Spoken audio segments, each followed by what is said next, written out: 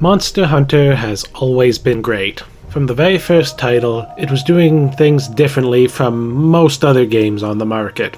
From there, it steadily refined and experimented, eventually building not one but several different fan bases. There's of course the modern versus classic Monster Hunter split that many are aware of, but within classic there's also different eras and unique titles with their own dedicated fans. Not to mention the existence of stuff like Monster Hunter Frontier online and some of the mobile games. And these different sub-fan bases mostly bicker. Not that I'm necessarily above that entirely, even as someone who is more moderate and finds something to enjoy in most of the titles, but sometimes it does feel like the vitriol gets to the point of disregarding everything about the other games. Which is wrong, because even with some substantial changes, there have always been things Monster Hunter does that are unique and amazing. From the first game to the very latest, I assume anyway. I don't have a PC or console that can run Wild, so I haven't given that a go yet. So this isn't about old or new, this is about the solid bones of Monster Hunter that make it stand out and make it so great. Key elements that, yes, have been in the series since the old games, and yes, are still there. And I wanted to celebrate these elements, and just generally breathe a bit more positivity into the Monster Hunter discourse. First off, and perhaps one of the most famous traits of Monster Hunter, we have the fact that progression is based on equipment, not experience points. And look, some games make leveling up good, usually by making it part of deeper systems through skill trees or the like, but for a lot of them it's just making numbers bigger so that you can keep up with the enemy's bigger numbers, and if the game doesn't intentionally use your level progression in an interesting way, it's all just pointless or even detrimental. If the player levels up too quickly, then any depth or skill gets paid over because the player can just brute force their way through. If the leveling curve is perfect, then it all just becomes superficially making numbers bigger, and you could remove the leveling and smooth out the enemy stat curve and it wouldn't change anything. And if the leveling is too slow, then that becomes grindy, which I actually think is the best outcome here, because at least then you actually get to feel the way you get stronger. Monster Hunter's progression system, where you become stronger almost entirely by crafting new gear, is in my view far more interesting and compelling. For one, it solves some problems by having a hard cap on how strong you can be at a given point in the game. Sometimes a few things slip through that can let you get a bit ahead of where the developers mean you to be, but you'll never have a situation where, oops, I side-quested too much and I am now permanently overleveled and can never have a meaningful challenge again except maybe in the post-game. If you want to stay ahead, you have to be constantly putting in the effort to get new gear.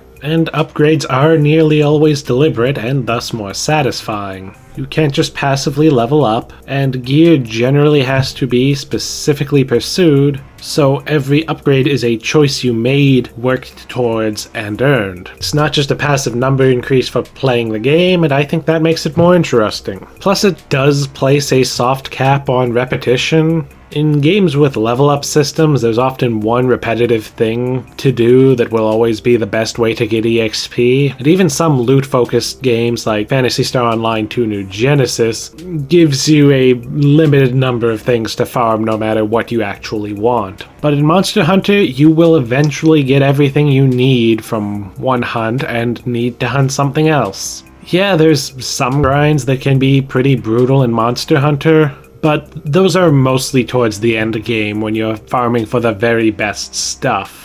This is not a game where progressing through it you will just be farming the same thing over and over again because it gives you the most EXP. And then of course, just as leveling up can be made more interesting by a skill tree, this game's equipment-based progression is only as great as it is because the gear is compelling. I mean, for one, Monster Hunter is a rare series where players get more excited over armor than weapons. And the reason is pretty obvious if you've played Monster Hunter, because while weapons are pretty good, the armor is usually where the interesting stuff is. And that's thanks to the skill system. All your passive skills are provided by your choice of armor, so that's often a lot more of a focus than the simple stats of it. Ever since the classic skill system got introduced in either G or Freedom, it's like your armor is also your class or your skill tree, and this means there's a lot of thought that can go into what armor you want to use. Do you change your armor set to have better elemental defenses against your targets? Do you prioritize specialized skills to counter the monster to enhance your weapon type, or do you prioritize getting armor with general purpose skills? What weapon types you play and what specific weapons you want to use also ties into what armor you want to use. Then there's the potential of using a mixed set, especially in the games that encourage it. And remember, if you want to have multiple different skill loadouts, you're going to need to get multiple different armor sets. And that's cool.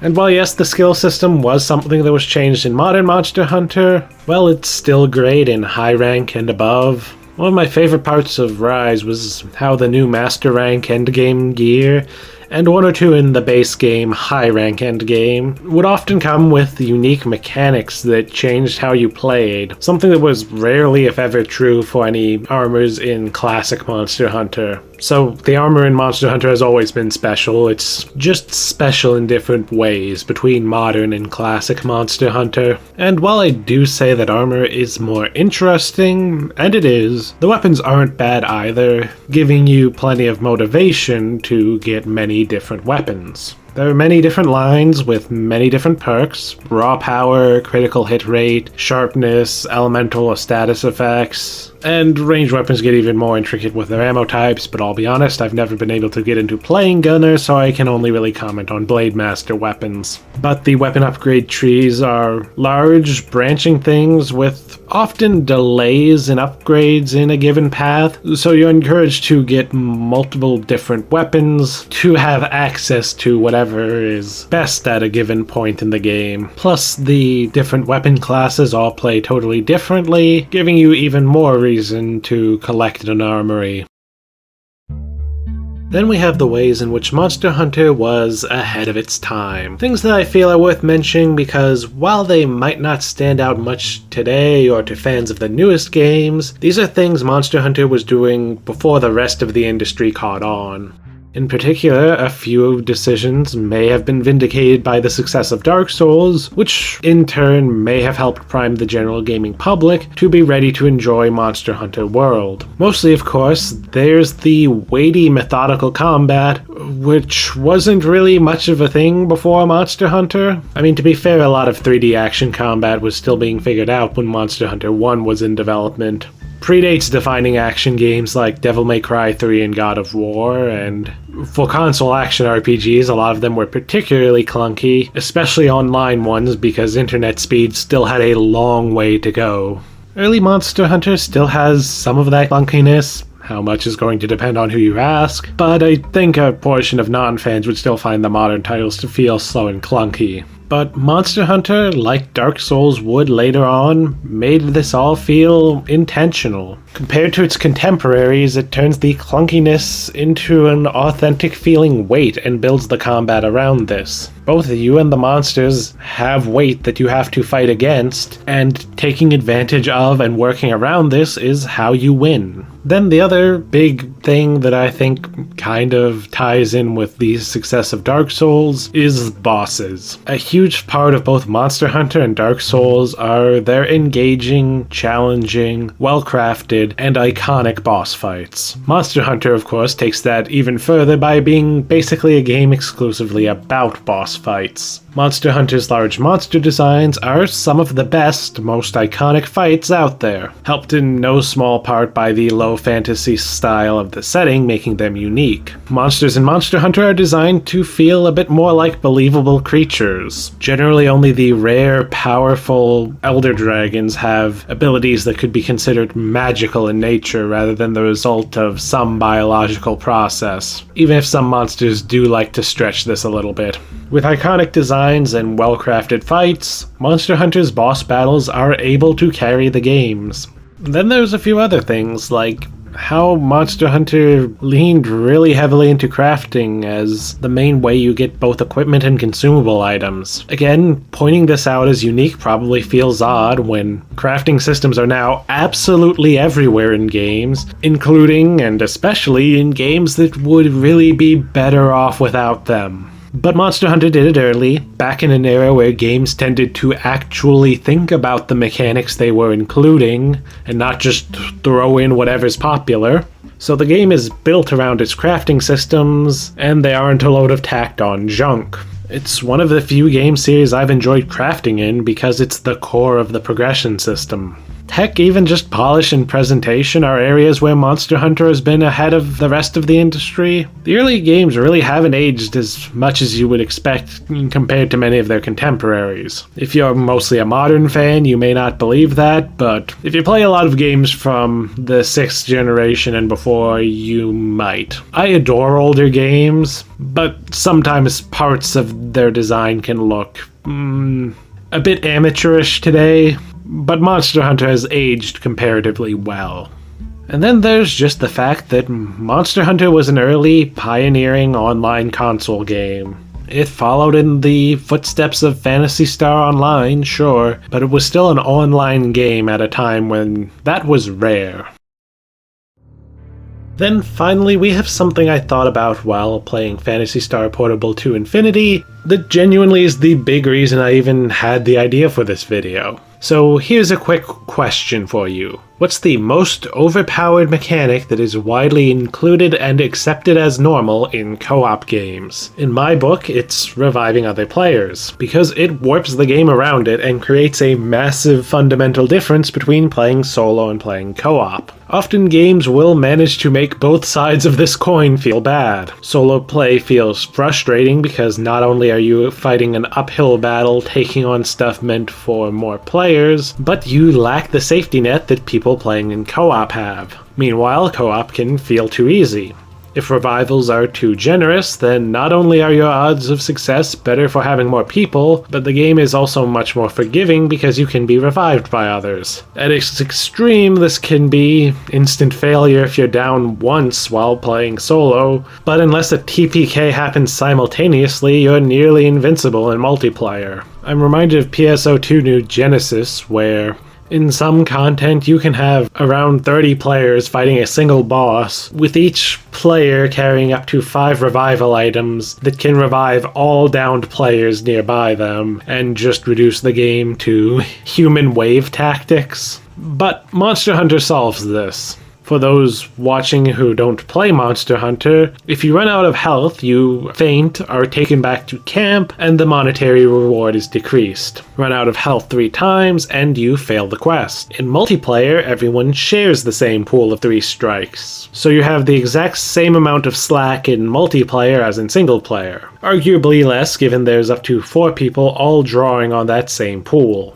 But even then, it's balanced out by the fact that everyone has their own stock of healing items, there's less pressure because the monster won't always be going after you specifically, and most importantly, you can kill the monsters way quicker in a party than when playing solo, meaning less time spent in the hunt and less opportunity to screw up. So if anything, I'd say it's perfectly fair that you get a bit less slack from the shared pool of lives. Now, I guarantee you that there will be people in the comments complaining about the system. It's certainly not perfect, and its flaws are the sort that I can imagine get extremely frustrating when you have to face them. Mostly, you can fail a quest entirely because one sloppy player kept fainting, which, yeah, does suck, but losing because of one really bad player isn't necessarily unheard of. In a lot of games that are built exclusively for multiplayer, such as MMOs, you're so dependent on your party that a single bad player can also ruin your run there. Plus, I think this is the kind of system that never really gets the credit it deserves because it has to do with friction and fail states. These rarely inspire positive feelings, and it's rare to see people going to bat for these ideas outside of disingenuous get-good arguments. Even when these systems are an improvement in one area, they still fundamentally are a system that is only ever invoked to make the player unhappy. And when they're different, you'll notice them and be annoyed at it rather than just being frustrated that you fucked up. But honestly, I could do a whole video just focusing on friction and failure states, but that's for another day. Lately, I've been thinking more and more about what a franchise can or should be, especially in video games where the existence of mechanics mean that two video games from the same series can be more different than two movies from entirely different genres. Is it better to be a game series like Phantasy Star Online, ever-changing and unique, but never iterating on its best ideas, and never building the most concentrated fan base? Or is it better to be like Monster Hunter, taking its ideas and perfecting them, but in the process becoming something much harder to change and which alienates older fans when it does change? Or would it even be better by way of being more artistically pure to avoid sequels entirely? Okay, probably not the last one. I hate the increasingly corporate obsession with franchises, but I would not want to live in a world where Devil May Cry never gets its third entry, where Metal Gear remains a largely forgotten MSX game with a NES port, or where Monster Hunter never moves past its very rough first title. But Monster Hunter has always been a franchise held together by the strength of its mechanical design. This has led to the conflict around the more recent generations as they've changed more of the gameplay, sure. But it's also given the series a set of supporting mechanics that have made the series strong enough to stick the landing.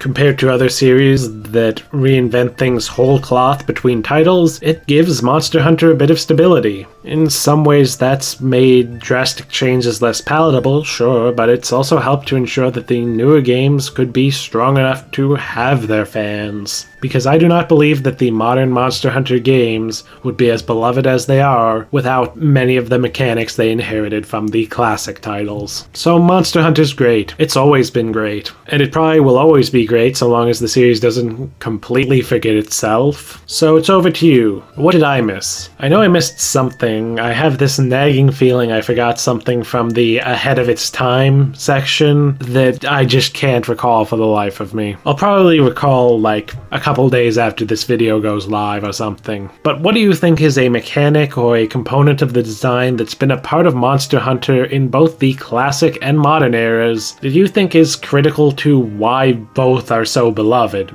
Let me know in the comments below, but for now, this is Mikhail, signing off.